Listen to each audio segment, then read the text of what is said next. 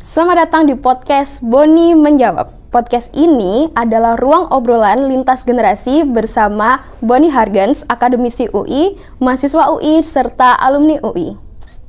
Jadi di podcast ini, Bang Boni akan menjawab hal-hal mengenai program-program unggulan Boni Hargens sebagai calon ketua umum ILUNI UI 2025-2028. Halo Abang dan Mbak alumni UI, selamat datang di podcast Boni Menjawab dengan saya Ulia, alumna FIB UI. Hari ini kita akan bercengkerama dan berdiskusi tentang topik yang sangat penting untuk mahasiswa, yaitu beasiswa dan perjuangan mendapatkan akses pendidikan yang adil dan inklusif. Sebelum itu kita sapa dulu Caketum ILUNI UI 2025-2028, abang favorit kita semua, Bang Boni Hargens. Makasih. Halo teman-teman semua. Ya, tentunya tetap powerful ya Bang untuk mewujudkan cita-cita powerhouse ILUNI UI ini. Ya, Bang, abang ini kan S1 Ilmu Politik FISIP UI ya. Kemudian juga lanjut ya Bang studi Asia Tenggara di Humboldt Universität zu Berlin, Deutschland. Kemudian studi Criminal Justice System di Walden University. Sebenarnya itu kebijakan publik, tapi spesialisasi saya itu di Criminal Justice System. Mungkin bisa diceritakan Bang Boni terkait ketika studi seperti itu. Iya teman-teman sekalian yang belum kenal banyak ya. Saya sebetulnya awalnya sekolah filsafat ya. Cuman di tengah jalan saya pindah ke politik. Tamat S1-nya di situ. Terus lanjut ke Jerman, dari Jerman lanjut penyelesaian sampai doktor di Amerika. Nah, saya memang lama mengajar juga di FISIP di Departemen Ilmu Politik. Sampai hari ini saya masih akademisi karena mengajar meskipun sudah tidak banyak aktif di FISIP, tapi di kampus lain. Jadi waktu S1 saya juga bukan dari keluarga yang serba mampu, jadi saya dapat beasiswa juga. Sampurna Foundation misalnya cukup berjasa karena memberikan beasiswa waktu saya saat di sana itu. Lalu kemudian di Jerman itu saya dapat dari Katholische Akademische Ausländerdienst, itu KAD itu sahabatnya DAAD lah ya, semacam itu ya. Jadi begitu. Nah, betapa pentingnya beasiswa itu sebetulnya berangkat dari pengalaman pribadi sih. Bahwa beasiswa itu memang membuka pintu bagi orang untuk bisa mengalami mobilisasi vertikal di dalam perjalanan pendidikan, ya, dan masuk juga di dalam kehidupan. Jadi orang bisa meraih pendidikan tinggi dengan bantuan beasiswa itu selalu memicu orang untuk bekerja keras untuk bisa menjadi pelopor perubahan lah, kira-kira gitu. Tapi bukan berarti semua orang dapat beasiswa kemudian bisa melihat dari dimensi itu. Banyak juga yang dapat beasiswa tapi salah gunakan. Nah, saya sendiri kan sebagai Caketum ILUNI UI punya program akan menghadirkan ILUNI Scholarship itu. Kenapa saya tekankan itu? Karena saya tidak mau ada anak UI tidak bisa menyelesaikan sekolah karena tidak mampu secara finansial. Saya nggak mau. Negara ini dari awal di kemerdekaan kita, salah satu cita-citanya itu kan untuk memanusiakan manusia kan. Memerdeka. Artinya secara filosofis kita bisa simpulkan begitu. Nah, dalam konteks ini pendidikan itu kan satu medium untuk orang bisa mengalami konsientisasi kan, kalau bahasa Ivan Illich, penyadaran tentang realitas hidup. Di situ orang bisa mengerti soal adil dan tidak adil, soal tertindas dan tidak tertindas. Kemerdekaan sesungguhnya itu hanya ketika kita mengalami kemengertian. Jadi pendidikan itu membuka pintu berpikir untuk orang bisa memahami banyak hal dan akhirnya dia bisa mempertahankan martabatnya itu sebagai manusia dan memperjuangkan hak dan kewajibannya di dalam kehidupan bermasyarakat, berbangsa dan bernegara. Jadi scholarship beasiswa itu sangat sentral, sangat penting. Itu sebabnya sebagai Caketum ILUNI UI saya sangat menekankan itu. Program ILUNI Scholarship itu akan sangat berguna bagi adik-adik yang mau kuliah maupun yang sedang kuliah di UI dan merasa tidak mampu secara finansial. Kami akan hadir untuk membuat mimpi Anda menjadi kenyataan. Oke Bang, jadi persona Abang ini di ranah akademis dan ranah beasiswa itu sangat kuat gitu. Jadi kalau jadi Caketum ILUNI itu, wah ini kuat banget sih pasti ya Bang. Iya, kita harap begitu. Iya. Nah, di podcast ini tuh fokus ke membahas isu akses pendidikan dan beasiswa Bang. Jadi Ulia tuh Bang banyak baca dari berita-berita jagat maya dan banyak mendengar dari maba-maba perihal hari ini tuh banyak calon mahasiswa Universitas Indonesia yang merasa mendapat beban biaya kuliah yang terlampau berat dan tidak sesuai dengan kapasitas ekonominya gitu Bang.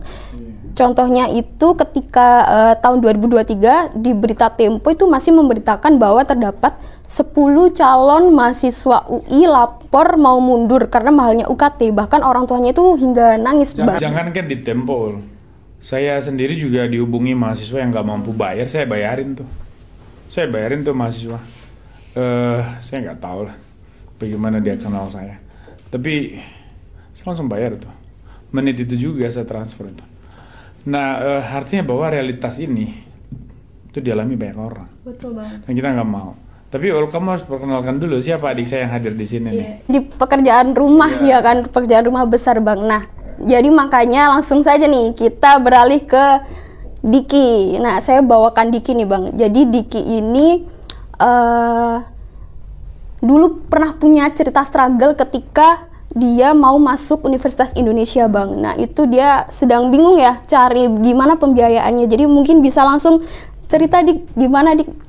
Oke, sebelumnya terima kasih Kak Aul. Jadi untuk perjalanan mengenai struggle atau mendapatkan beasiswa ini cukup bisa dibilang panjang dari saya. Tapi sebelumnya perkenalkan, nama saya Diki Putra Pamungkas. Bang. Ada di bawah ini Dik. Di bawah. Saya dari mahasiswa vokasi administrasi keuangan perbankan angkatan 2022. Di sini memang untuk sharing mengenai bagaimana cara mendapatkan beasiswa atau masa-masa sulitnya memang sangat kerasa pada saat itu, khususnya diawali dengan pada saat saya masih menduduk di bangku SMK, karena waktu itu di tahun terakhir saya menjabat sebagai ketua OSIS dan ada salah satu kegiatan akhir pada masa organisasi itu yang mengharuskan membuat acara sharing session, tapi pada saat itu saya bingung untuk narasumbernya siapa pada saat itu. Dan mungkin dibalik dari persiapan acara kegiatan OSIS itu, saya pun sudah mendaftar UI pada saat itu untuk jalur PPKB. Jadi perlu ketahui kalau saya masuk ke UI jalur PPKB UI itu jalur raport, dan di situ saya PPKB itu apa? Pemerataan kesempatan belajar. Oh. Iya, jadi memang untuk seleksinya memang fokus ke raport. Talent scouting dan Iya. langsung gitu Bang. Soalnya zaman saya nggak ada. Oh gitu. Kayak nggak ngerti aku. Karena aku jalurnya SPMB UMPTN ya. Iya. Nggak paham. Nah, terus pada saat itu, jadi sebelum acara itu dimulai memang udah nge-play untuk ke PPKB UI, dan salah satu kekhawatiran yang muncul pada saat itu, ini bisa nggak ya ngelanjutin kuliah di UI tanpa harus ada biaya dari orang tua. Jadi pada saat itu mikir memang ini ada gak sih beasiswa atau bantuan dari pemerintah atau instansi terkait gitu. Dan pada saat itu khususnya memang saya dari Fakfak Papua Barat, dan pada saat itu saya belum mengetahui mengenai beasiswa di luar dari Papua khususnya, dan saya cuma tahu beasiswa afirmasi adik itu yang memang diberikan oleh Pemda langsung, dan saya gak ada. Itu kan beasiswa itu juga yang banyak sekolah di luar negeri. Iya. Saya tahu karena saya pernah jumpa banyak anak Papua di Eropa, jadi saya pernah kumpulkan mereka itu dari beberapa negara itu di satu kota namanya Potsdam, dan mayoritas dapat beasiswa itu dari Pemda. Ya emang cukup banyak. Dan Diki nggak mikir tuh untuk sekolah keluar pakai itu? Dan pada saat itu emang belum kepikiran sih Bang. Nggak, maksudnya tamat UI nanti ambil S2, S3 di luar pakai beasiswa. Kemarin sempat kepikiran, tapi mungkin kita lanjut untuk fokus ke S1 dulu, soalnya saya kan di vokasi D3 sekarang. Oh masih kuliah? Iya masih. Oh saya pikir tadi udah tamat belum ya? Dan baik lagi, jadi pada saat untuk mempersiapkan kegiatan OSIS tadi, tiba-tiba ada info dari wakil kepala sekolah itu mengisyaratkan bahwa ada salah satu tokoh publik yang bakal berkunjung ke kabupaten, dan itu salah satunya memang alumni dari SMK saya, dan terbitlah untuk pengajuan untuk narasumbernya beliau, dan singkat cerita langsung di approve untuk beliau hadir. Tapi dengan waktu yang singkat untuk pelaksanaan sharing session tersebut. Nah, pada saat itu mungkin di satu sisi sebelum acara itu memang sudah memanjatkan doa-doa. Apakah ada beasiswa dari manapun yang bisa membantu saya untuk kuliah. Tapi lu memang ngalamin gimana sulitnya untuk tahu informasi aja kan susah ya. Apalagi untuk mengakses beasiswa itu ya. Kamu ngalamin itu ya. Kalau saya dulu Dik, saya nggak tahu apa-apa. Jadi cerita saya itu agak unik. Begitu saya masuk UI, saya kan nggak tahu tuh bayar kuliahnya berapa. Karena saya kan mutusin kuliah masuk UI itu sendiri, nggak koordinasi sama orang tua. Orang tua saya taunya saya masih di sekolah filsafat lah di situ. Tiba-tiba pindah, terus kelabakan loh, bayarnya sekian. Oke, ngutang dulu lah, ngutang, pinjam sama senior. Masuk. Nah semester 1 oke. Semester 2 aku bingung tuh. Datang mau isi KRS, nggak bisa, kamu belum bayar nih kata orang fakultas kan. Kamu belum bayar. Aduh gimana nih. Yang wajib mana? Masih kasih tau lah, ini yang wajib. Nanti belakangan bisa yang lain. Udah dicari tuh. Jadi, cuman kan semester 2 itu saya udah mulai merasa ini nggak bisa kayak gini nih. Gimana caranya supaya kita bisa terbantu? Pas masuk semester 3 ngalamin lagi. Saya ditolak untuk ngisi KRS tuh karena belum bayar. Apa yang saya lakukan? Kamu tau gak Dik? Gue datengin itu rektorat. Saya bawa nilai saya ketok. Sekretarisnya, saya masih ingat tuh Prof. Ari tuh, Mas Ari ya. Dia kan dosen FISIP tuh, jadi wakil rektor bidang kemahasiswaan. Masuk pintu, sekretarisnya kaget. Loh kamu siapa? Saya mahasiswa FISIP. Udah janjian belum? Dalam belum. Udah kerja nggak ada, langsung masuk aja. Mau saya lihat Mas Ari ada di dalam. Udah masuk, Mas Arinya kaget. Loh, Anda siapa? Saya bilang saya Boni Hargens, Pak Ari. Saya mau isi KRS, tapi ditolak. Kenapa? Saya belum bayar. Loh kenapa kamu nggak bayar? Saya belum ada uang, saya mau bayar pakai apa? Waduh, apa yang kamu bawa tuh? Daftar nilai. Akhirnya mana saya lihat, begitu dilihat langsung bilang, waduh, Universitas Indonesia dibentuk oleh negara ini untuk membantu orang seperti kamu, kata Prof. Ari itu. Kamu punya nilai luar biasa, prestasi kamu orang pintar kamu. Bagaimana mungkin kamu jadi kesulitan sekolah hanya karena nggak punya uang? Langsung dia telepon itu Pak Tasrif kalau nggak salah namanya, waktu itu dosen administrasi ya, sekarang kan udah FIA ya. Dia bagian bendahara FISIP tuh. Ditelepon, itu beasiswa yang masih tersedia tolong siapkan untuk mahasiswa namanya Boni Hargens dari ilmu politik, nanti dia akan menghadap habis dari sini.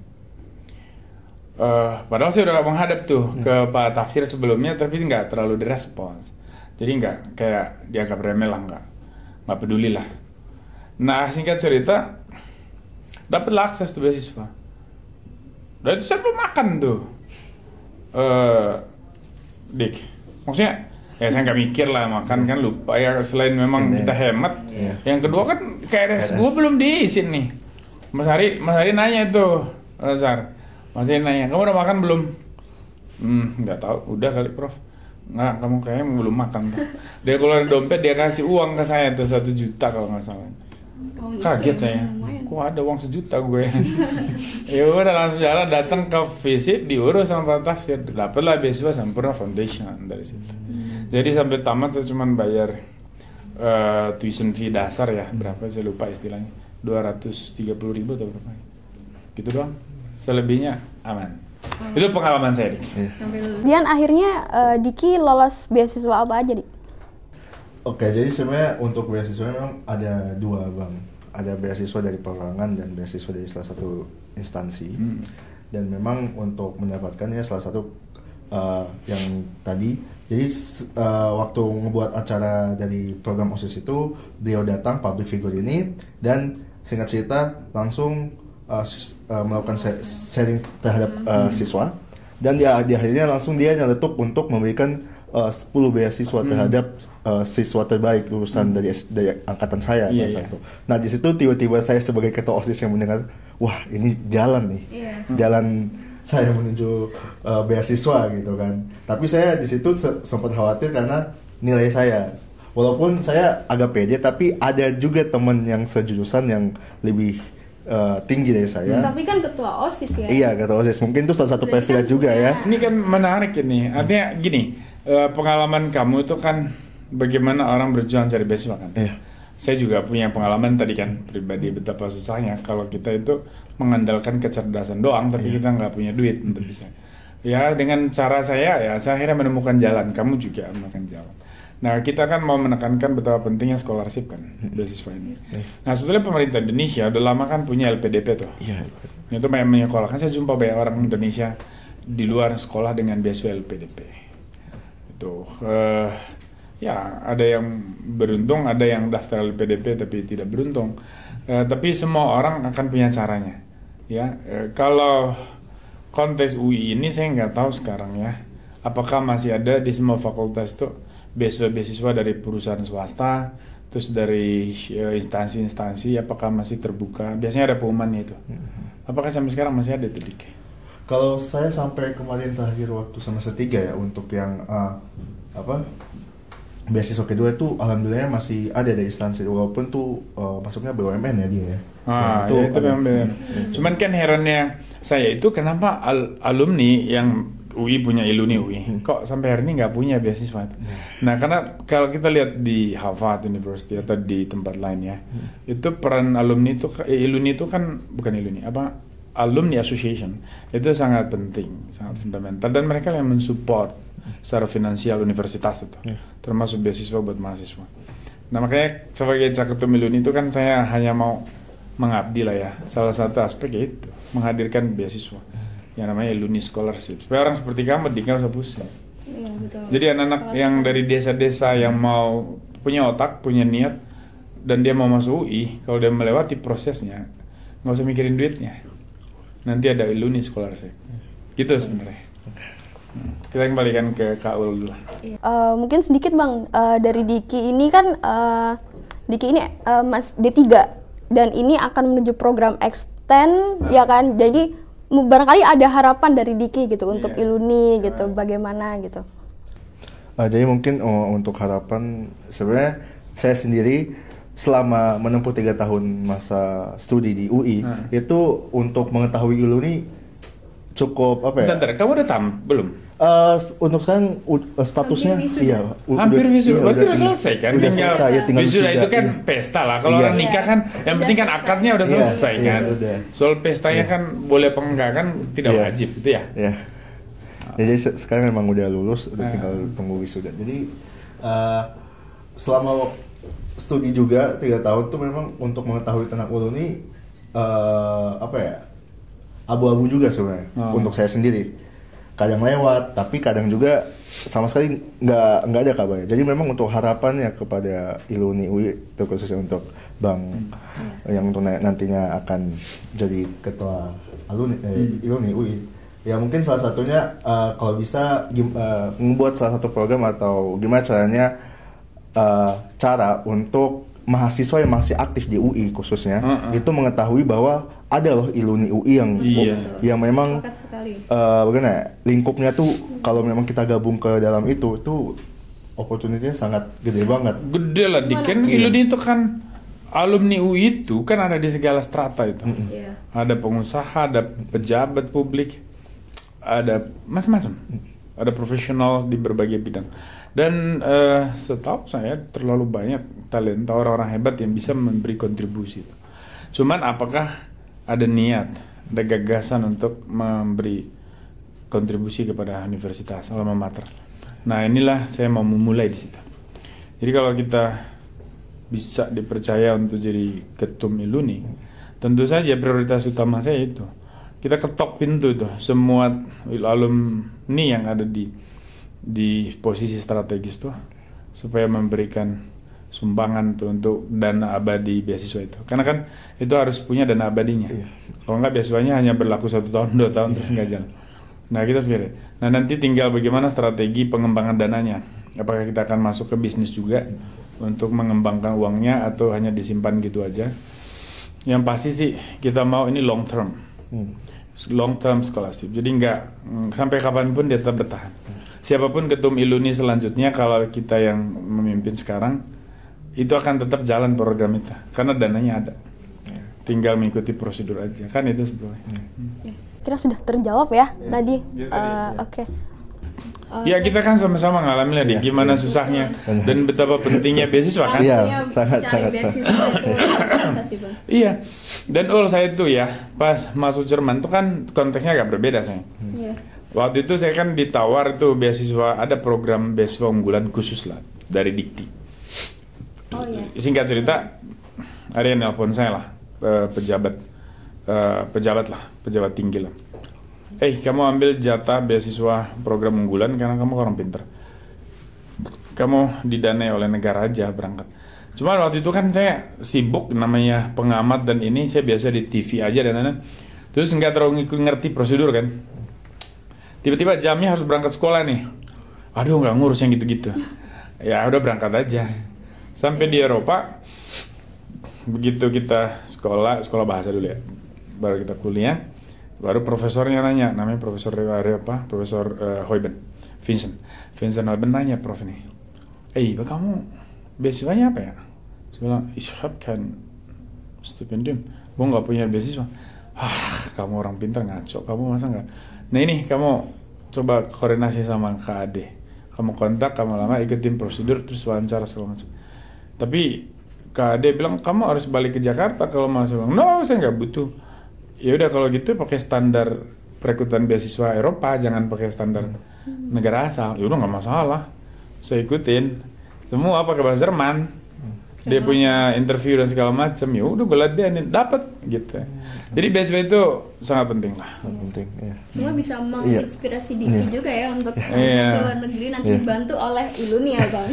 Iya, tapi setelah saya dari Papua itu kan dengan otonomi khusus dia punya banyak anggaran dan itu bisa dengan beasiswa pemerintah daerah dia bisa berangkat sekolah.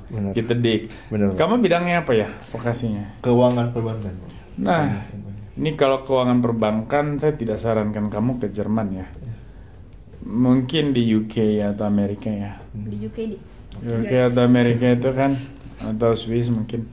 Kalau Jerman lah. Kalau Jerman tuh kan kamu mesti yang arsitektur, yang filsafat, terus kemudian otomotif. Ya arsitek paling bagus sih, filsafat juga itu ya, otomotif segala macam. Kedokteran sangat bagus. Kedokteran ya meskipun hari ini kedokteran Amerika juga luar biasa studi pendidikan kedokteran.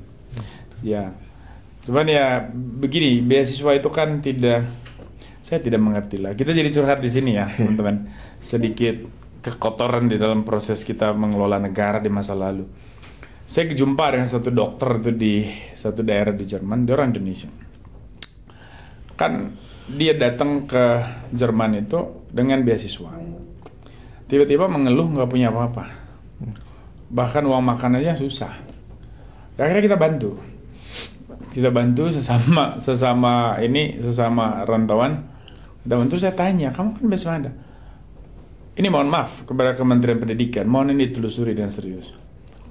Yang bersangkutan mengaku terima beasiswa tapi duitnya nggak diambil, yang diambil oknum di dalam. Jadi dengan label beasiswa dia bisa masuk dan dia bisa dapat praktek di Jerman, karena di Jerman tuh ketamatan kedokteran kita meskipun sudah dokter tidak diakui itu secara serentak. Kita harus matrikulasi dan juga praktek di rumah sakit kalau nggak salah 1 tahun pengalaman dia tuh. 1 tahun baru dia bisa jadi dokter sah dan beroperasi di rumah sakit atau klinik. Dan dia ngalamin itu tuh. Dan sepanjang 1 tahun penderitaannya besar. Padahal dia judulnya dapat beasiswa dari Kementerian Pendidikan di sini. Nah, makanya saya agak heran, ternyata uangnya nggak dia pakai. Nah, ini skandal yang serius. Lalu kemudian dia sukses, akhirnya menikah sesama dokter orang Jerman, terus kerja di rumah sakit. Sekarang jadi keluarga yang bahagia, punya anak di perbatasannya. Itu luar biasa. Nah ini cerita-cerita bahwa tidak semua orang terima beasiswa juga bahagia ya, karena ada selalu oknum-oknum yang bermain di dalam pelaksanaan beasiswa itu, dan kita nggak mau yang kayak gitu. Nah, Iluni scholarship yang kita mau itu ditangani secara profesional dan memang diperuntukkan bagi mereka yang layak, yang pantas. Tidak hanya mereka yang secara akademik menonjol, tapi siapa saja yang masuk UI tapi kekurangan finansial. Mungkin saja orang tidak menonjol secara akademik karena ekonomi kan. Karena terlalu banyak bohong. Ya meskipun itu tidak linear juga, Karena dulu kan saya kuliah, saya masih ngajar fisika, kimia buat anak-anak SMA. Kerja terus saya masih bisa dengan nilai sangat memuaskan tamat dari UI gitu. Maksudnya soal niat aja. Soal niat. Tapi sekali lagi beasiswa itu memang sangat penting. Ya, kita. Penting. Sebelum diakhiri Bang, Bang Boni mungkin bisa memberikan pungkasan karena ini kan PR besar ya Bang. Jadi untuk ngajak semua orang juga mendukung visi besar Bang Boni Hargens ini sebagai Caketum Iluni UI nomor 1. Iya. Saya mesti bilang juga kepada teman-teman. Iluni UI ini kan bagi saya ini tempat untuk mengabdi ya. Orang kan banyak bertanya, kenapa mesti Boni Hargens mencalonkan diri? Apa yang dia butuhkan? Kalau orang mungkin mencalonkan diri untuk lompat-lompatan menuju jabatan publik, jabatan politik, saya enggak lah. Saya enggak, kalau sekedar mau cari jabatan kan kita nggak butuh lewat proses, lewat jalur iluni gini lah. Itu kan menodai citra alma mater. Saya mau mengabdi aja. Karena banyak PR besar yang menurut saya belum tuntas. Salah satu yang serius adalah soal beasiswa itu. Bagaimana Alumni Association tidak punya kontribusi konkret terhadap adik-adik yang masih sekolah. Lalu yang kedua itu Iluni menurut saya sampai hari ini kan masih sebagai perkumpulan gitu-gitu aja. Belum benar-benar impactful, berdampak terhadap kehidupan sosial politik secara umum, ekonomi. Maka kita ingin mengembangkan itu Iluni sebagai powerhouse talenta itu, inovasi. Jadi laboratorium gagasan. Kita hadir untuk mencerahkan bangsa ini, masyarakat dan semuanya. Jadi apapun persoalan dari bangsa ini juga dihadapi oleh Iluni dan UI sebagai sivitas akademika.